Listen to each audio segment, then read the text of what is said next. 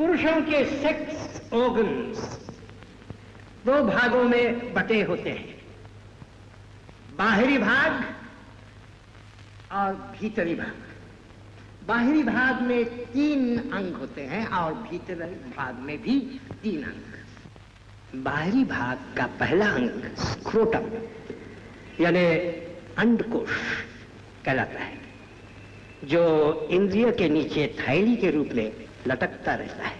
इस थैली में दोनों ओर सख्त गांठें हैं जो गुठलियों की तरह होती हैं। इन्हें हम अंड ग्रंथियां कहते हैं। यह शरीर का सबसे कोमल हिस्सा है। प्रकृति ने इन्हें थैली में सुरक्षित रखा है। इन गुठलियों में स्पर्म्स यानी शुक्र कीटाणु तैयार होते हैं, जो स्त्री के ओवम यानी डिंब के साथ मिलकर एक नए जीव की रचना करते हैं। स्पर्म में पुरुष तत्व होता है और ओवम में स्त्री तत्व। अंड ग्रंथियां यानी टेस्टिकल्स शुक्र के बनाने के अलावा हार्मोन्स भी पैदा करते हैं जो लड़कों को जवान बनाते हैं।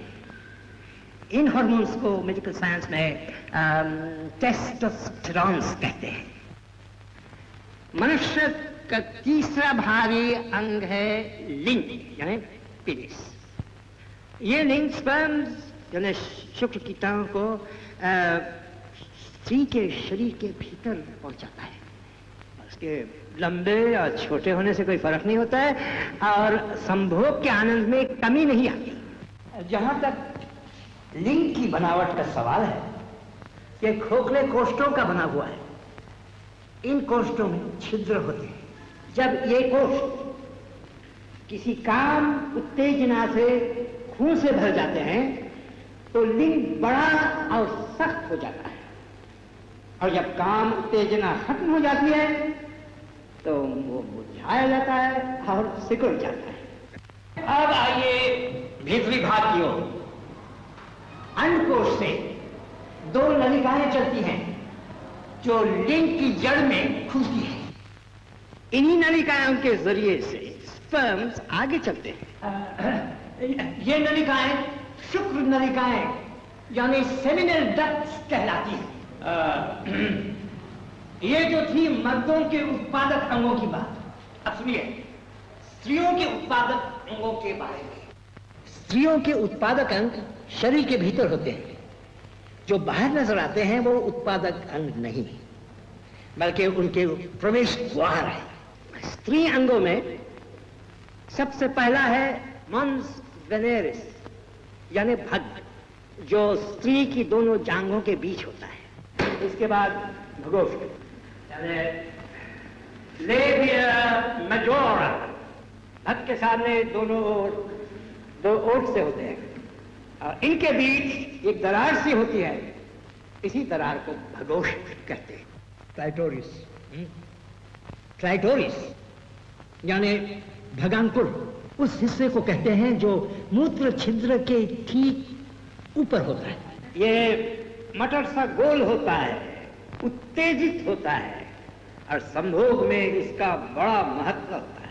इसके अलावा 2 महत्वपूर्ण अंग और होते हैं, यूरिथ्रल ओपनिंग मूत्र छिद्र और वेजाइनल ओपनिंग योनि द्वार। ये तो थे नारी के बाहरी उत्पादक अंग। अब मैं आपसे भीतरी हिस्सों की चर्चा करता हूं। ये सबसे पहले है योनि यानी वेजाइना। ये एक तरह की नली है जो योनि द्वार से शुरू होकर गर्भाशय के मुख यानी सर्विक्स तक जाती है। इसी में अपना लिंग प्रविष्ट करके पुरुष रति क्रिया करता है। इसी योनि द्वार से स्त्रियों का मासिक धर्म प्रवाहित होता है और इसी द्वार से बच्चा पैदा होता है। दूसरा भीतरी भाग है गर्भाशय यानी यूटरस। ये शरीर का वो भाग है जिसमें बच्चा 9 महीनों तक बढ़ता रहता है। तीसरा भाग है डिंब ग्रंथियां यानी ओवरीज।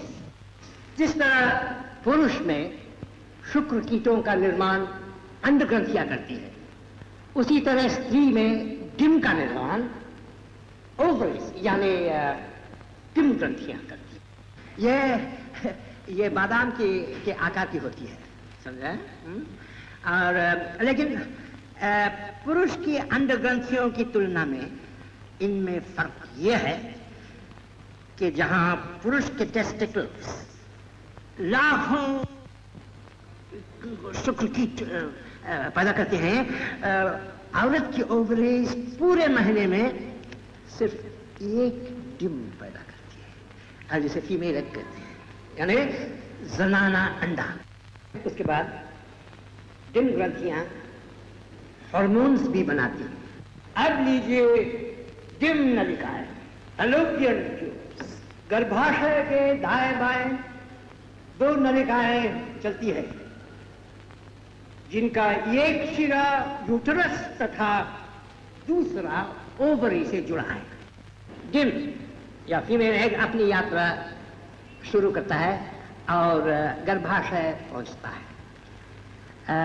मगर यहाँ एक बात जरूर याद रखनी चाहिए कि गर्भधारण की क्रिया इन्हीं शुक्र कीटों और डिम के मिलन से संभव होती है, और इनका मिलन फैलोपियन ट्यूब्स में होता है। Fallopian tubes. One question remains, young students, एक सवाल बाकी रह जाता है, मनुष्य और स्त्रियों के उत्पादक अंग का मुख्य प्रयोजन क्या है? इनका खास मकसद है संसार में जनन क्रिया को बनाए रखना।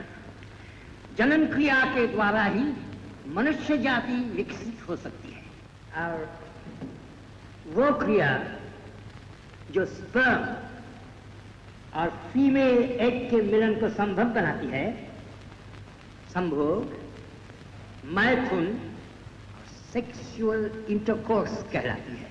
मेडिकल टर्म्स में कोइटस कहते हैं। मिसेस होने जा रही थी। पुरुष तत्व होता है और ओवम में स्त्री तत्व। अंडग्रंथियां यानी टेस्टिकल्स शुक्र कीट के बनाने के अलावा हार्मोन्स भी पैदा करते हैं जो लड़कों को जवान बनाते हैं। इन हार्मोन्स को मेडिकल साइंस में टेस्टोस्टेरॉन्स कहते हैं। मनुष्य का तीसरा भारी अंग है लिंग यानी पेनिस। ये लिंग स्पर्म्स यानी शुक्र कीटाणु को स्त्री के शरीर के भीतर पहुंचाता है। उसके लंबे या छोटे होने से कोई फर्क नहीं होता है और संभोग के आनंद में कमी नहीं आती।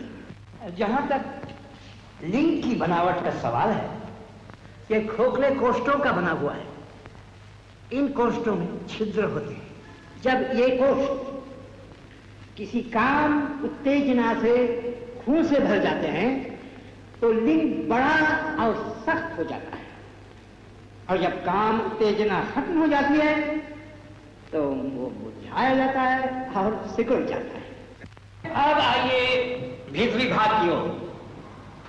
अंडकोश से दो नलिकाएं चलती हैं जो लिंग की जड़ में खुलती है। इन्हीं नलिकाओं के जरिए से स्पर्म्स आगे चलते हैं। ये नलिकाएं शुक्र नलिकाएं यानी सेमिनल डक्ट्स कहलाती हैं।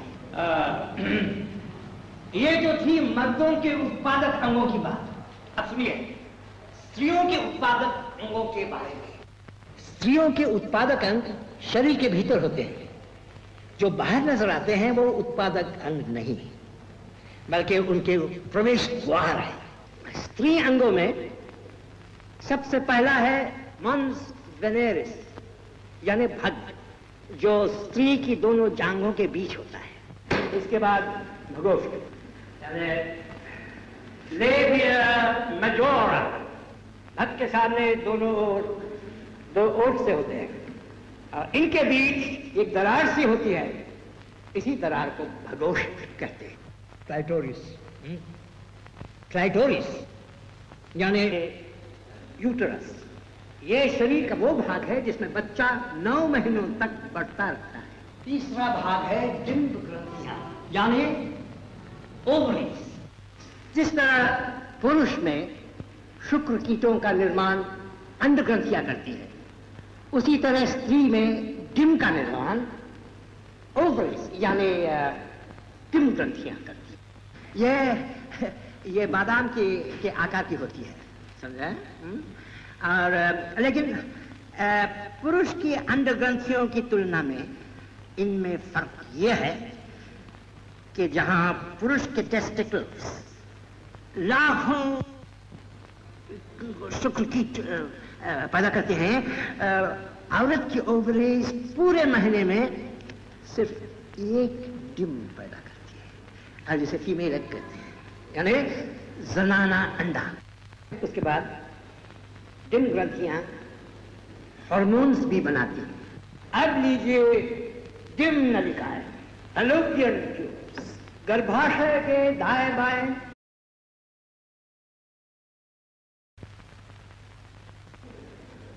पुरुषों के सेक्स ऑर्गन्स दो भागों में बटे होते हैं, बाहरी भाग और भीतरी भाग। बाहरी भाग में 3 अंग होते हैं और भीतरी भाग में भी 3 अंग। बाहरी भाग का पहला अंग स्क्रोटम यानी अंडकोश कहलाता है, जो इंद्रिय के नीचे थैली के रूप में लटकता रहता है। इस थैली में दोनों ओर सख्त गांठें हैं जो गुठलियों की तरह होती हैं। इन्हें हम अंड ग्रंथियां कहते हैं। यह शरीर का सबसे कोमल हिस्सा है। प्रकृति ने इन्हें थैली में सुरक्षित रखा है। इन गुठलियों में स्पर्म्स यानी शुक्र कीटाणु तैयार होते हैं, जो स्त्री के ओवम यानी डिम के साथ मिलकर एक नए जीव की रचना करते हैं। स्पर्म में भगांकुर उस हिस्से को कहते हैं जो मूत्र छिद्र के ठीक ऊपर होता है। ये मटर सा गोल होता है, उत्तेजित होता है और संभोग में इसका बड़ा महत्व होता है। इसके अलावा 2 महत्वपूर्ण अंग और होते हैं, यूरिथ्रल ओपनिंग मूत्र छिद्र और वेजाइनल ओपनिंग योनि द्वार। ये तो थे नारी के बाहरी उत्पादक अंग। अब मैं आपसे भीतरी हिस्सों की चर्चा करता हूं। ये सबसे पहले है योनि यानी वेजाइना। ये एक तरह की नली है जो योनि द्वार से शुरू होकर गर्भाशय के मुख यानी सर्विक्स तक जाती है। इसी में अपना लिंग प्रविष्ट करके पुरुष रति क्रिया करता है। इसी योनि द्वार से स्त्रियों का मासिक धर्म प्रवाहित होता है और इसी द्वार से बच्चा पैदा होता है। दूसरा भीतरी भाग है गर्भाशय यानी